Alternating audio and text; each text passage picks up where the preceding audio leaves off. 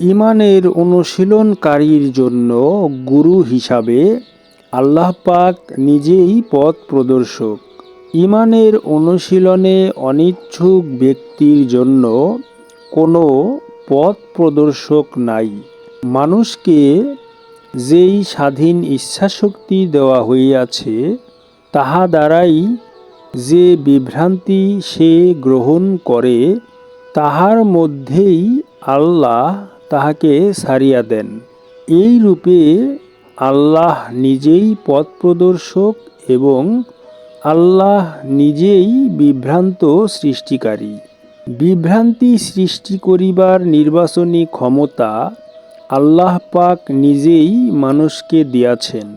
আলোচনাটুকু সদরুদ্দীন আহমদ চিশতি রহমাতুল্লাহ রচিত কোরআন দর্শন নামক তাফসির গ্রন্থ হতে সূরা আরাফের 186 নং আয়াতের আলোকে করা হলো।